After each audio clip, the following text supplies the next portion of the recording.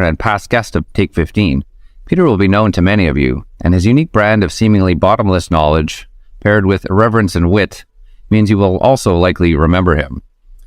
An author of several books, to quote his bio, Peter is a geopolitical strategist, which is a fancy way of saying he helps people understand how the world works.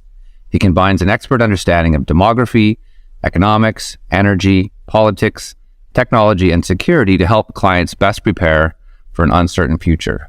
Welcome to the show, Peter. It's great to be back. Now, I'd like to focus our conversation today, Peter, on your most recent book, which is titled, maybe somewhat ominously, The End of the World is Just the Beginning, Mapping the Collapse of Globalization. It's a broad remit, and working within the 25-minute constraints of our format will be a challenge today, but I'm excited to try. And I propose that we take human history in chunks and start with the first few thousand years. So in your book, you describe the concept of geographies of success and how 3 or 4 factors have really helped shape global politics and regional economies through the millennia. I'm skipping some steps here, but you start with Egypt as an example, then the big imperial nations of the 15th to 19th century and centuries, and finally the rise of the US. Can you start us off maybe by explaining this concept of geographies of success and maybe get us through World War II? Sure. So it largely matters how easy it is to move things around in your system versus other systems being able to reach in to get yours. And the reason I started with Egypt, and it wasn't just because it was the first civilization, but sedentary agriculture was something that required a lot of labor and a concentrated footprint with a good hydrological system, but yet physically separated from everyone else. Because if everyone was doing slave labor to grow food, they were not engaging in national defense. And that technological suite of sedentary agriculture lasted more or less until we get to the industrial era, and then things changed. Then it was all about capital generation, because we all had to build bridges and roads and forge steel. And the best way to reliably get income was to move things around in your own system via a waterway, because moving things on water is about 1/10 the cost of moving them on land, but having sufficient sea access that you can go and interface with other cultures to sell your goods. That lasted up until the current day to a certain degree, but when we got to World War II and its end, the Americans changed the rules of the game. We found ourselves facing off against the Soviets, and we knew that in a battle of numbers we would lose. We were a continent away, an ocean away from where we needed to be. So we needed partners who were willing to die in the trenches, so to speak, as cannon fodder until we could get into play. And that meant we needed an alliance. And we decided the most expedient way to do that was to buy it. So we used our Navy to patrol the global oceans so that everyone could access any part of the international world without having to have a military themselves.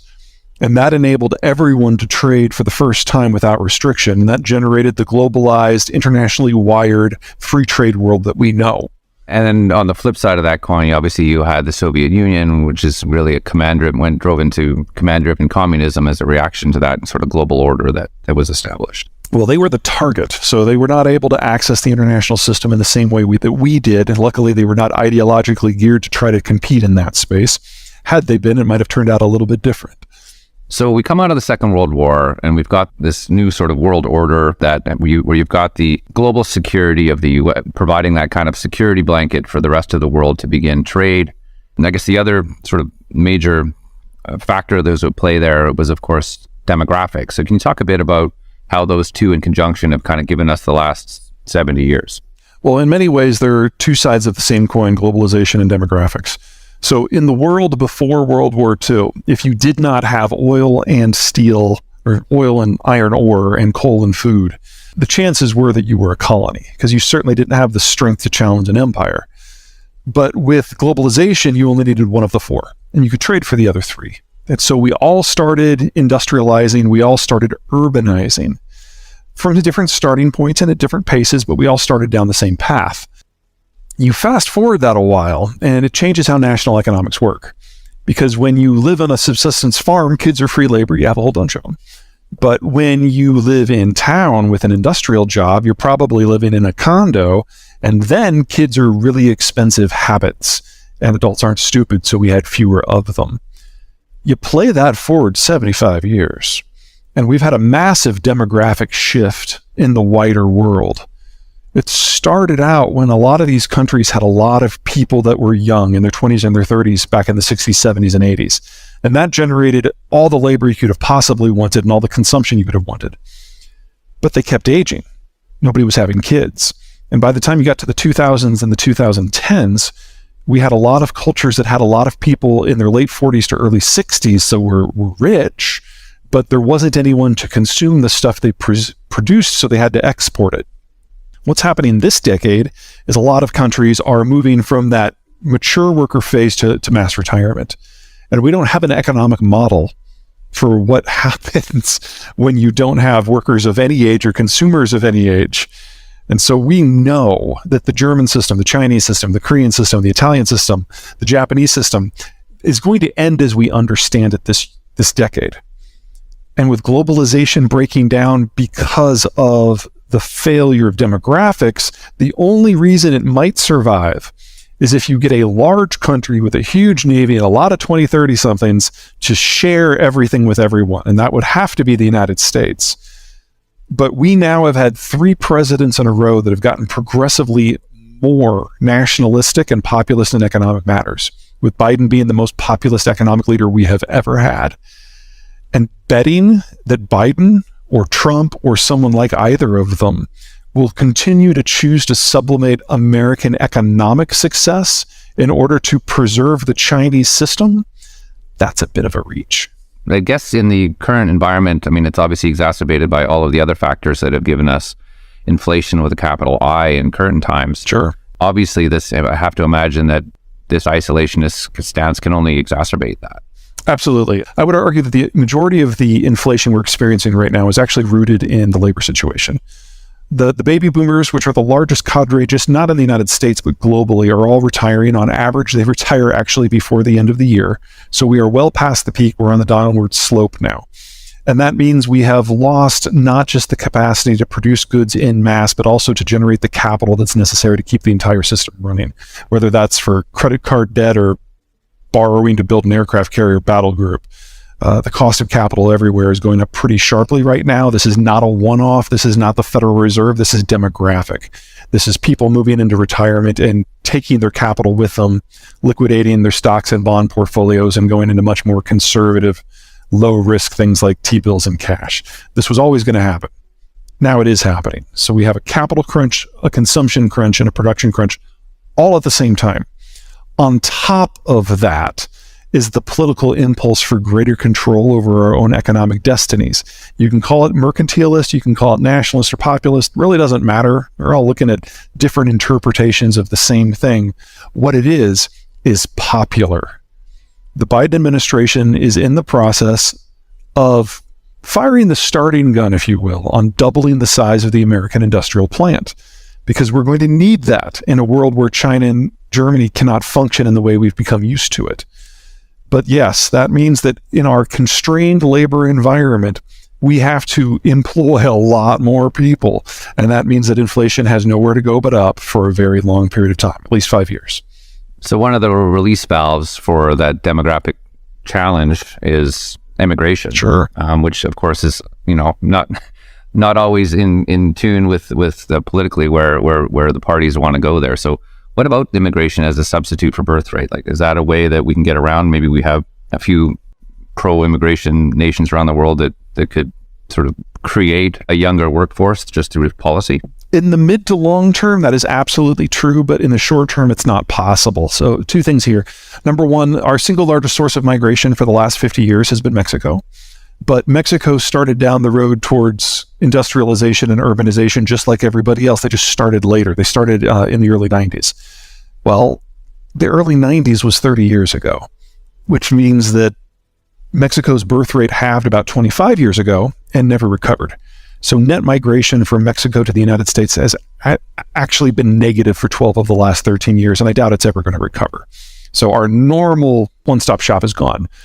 That means we have to go to the Eastern Hemisphere and recruit. And that means we need a conscious, congressionally mandated immigration policy, because we can't just pretend that there's no immigration and leave the southern border open. People actually have to get here from a different hemisphere. The problem we're facing right now is we're also going through a political transition in the United States. Every generation or so, we have enough accrued changes to our system, either through changes in culture or technology or geopolitics, that the factions that make up our parties move around.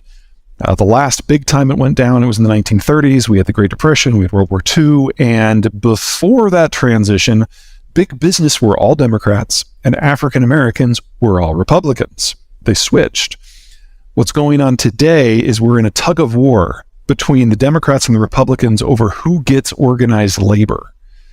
And the issue that organized labor cares about the most is immigration. So no one at the national level from either party wants to touch migration whatsoever until our internal political placement is settled.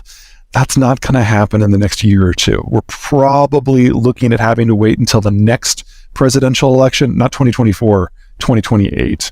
So we are missing a wonderful opportunity right now while all of the world is in flux and people are looking for a place to land, and it's just not going to be here for a bit yet.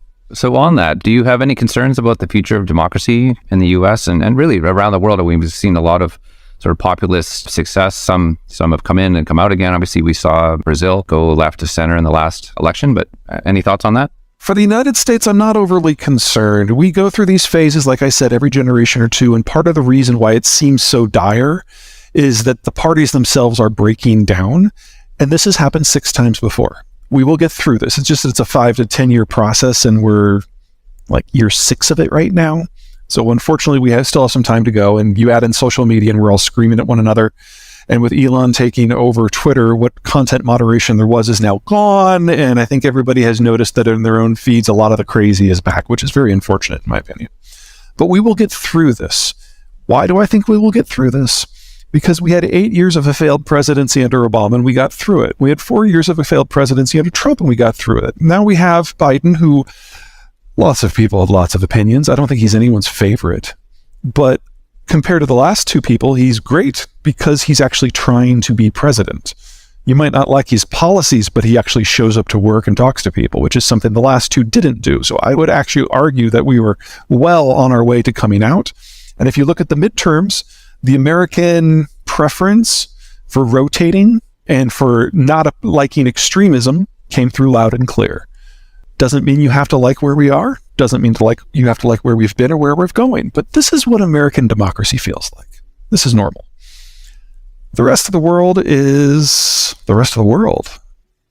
If we really do experience a breakdown in global trade, there are a lot of countries out there that are going to be facing things that are an order of magnitude worse than what we went through with subprime or the Great Recession.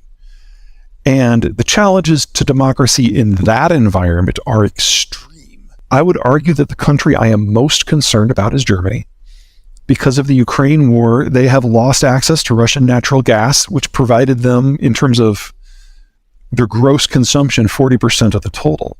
And even though they've been able to replace the gas, it's an inelastic market, so natural gas prices in Germany are now 6 times what they were before the war. And Germany is not like the United States. We like to talk a good talk about how we want energy independence, but we really don't care. So we'll take it from Canada or Mexico or Saudi Arabia. We'll make some ourselves. If we don't think anyone's looking, we'll take some from Venezuela. But the Germans can't do that. They're in a more difficult neighborhood, and precision manufacturing requires reliability. So they work with large state-owned companies that export on fixed contracts through fixed infrastructure. And when that broke down, it didn't just interrupt their natural gas supplies. Those natural gas supplies also provide their electricity, and they also provide the inputs for their petrochemical sector. And the petrochemical output is not exported. It's kept in-house to undergird the entire manufacturing sector. So the entire German manufacturing model has basically collapsed. All non-ferrous metal processing has gone away. All fertilizer processing has gone away. We're already seeing automotive down by 1/3 without any change in demand globally.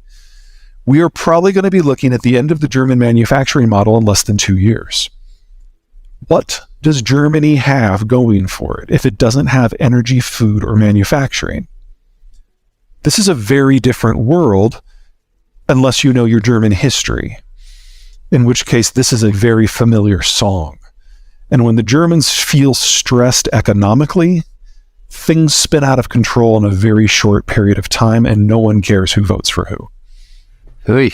So is there a positive cone of potential outcomes circling the drain within 2 years? I know in your book, you did a good job of kind of mapping out how different parts of the world had progressed. So they'd industrialized at different points in time. Some of them are going to sort of move through their peak demographic, the bulge in the python, so to speak, a little bit later than the developed world. What's the runway look like for all of this? Well, one of the big effects of globalization was it made countries' local geographies really not matter. The Americans took care of economic security and physical security, and if they do that, then you can do pretty much whatever you want. And this has enabled countries like Germany and Korea to do very well for the last 75 years. If the Americans step back from that, if geography matters again, if demographics are still in flux and declining, it's not a great picture overall, certainly not on average, but there are plenty of places where the geography is actually really good. And there are some places where the demographics are just fine. And those places, freed of the competition from those places that have basically been subsidized by the American strategic order, they're going to do great. So, I'm a big fan of the United States. We've got the best demography in the rich world. We've got ocean moats. We've got a great partner in Mexico that is not just proximate, but demographically robust. I can see any number of economic sectors in the North American space doing great. I think we're going to double the size of our industrial plant over the next 5 years. I see our presence in food and agricultural markets exploding because we're going to be some of the very few positions in the planet that can actually maintain or even expand output. In the European space, watch the Scandinavians. They are not, for the most part, integrated with continental Europe, certainly not with the Germans. They've got their own energy supplies from the North Sea, and they've got excellent relations not just with the Brits, but with the Americans as well. So I can see in some way a degree of economic association that could work for them very, very well, especially if Russia loses this war. In terms of East Asia, look to Japan, not because it has a great geography for economic development, it doesn't, or a good demography, it's the oldest in the world, but the Japanese saw the writing on the wall, and they realized that their demographics were terminal, and they realized that economically, if they couldn't part with the United States, it wasn't even worth trying. So they got a humiliating trade deal with the Trump administration. And then when the Biden administration came in, they communicated that they have no desire to change the terms. They have found a way to get along with both sides of the American political aisle in the midst of our transition. That is a big achievement, and they managed to pull it off. So they're now part of the Friends and Family Network and kind of piggyback on the strengths of North America. Southeast Asia looks great to me. They're going to pick up a lot of the manufacturing that the Chinese and Europeans are going to drop. And they're young enough demographically that they're going to be a powerful pole of consumption all by themselves. So don't think of this as the end of everything. Think of this as the end of a chapter.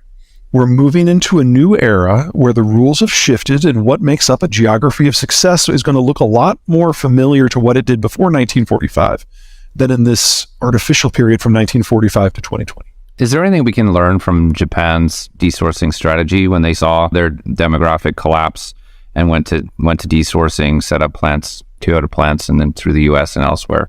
Or is it just too late for that? There are some countries that might, emphasis on the word might, be able to pull it off. The advantage that the Japanese had is they started this back in the mid-1990s.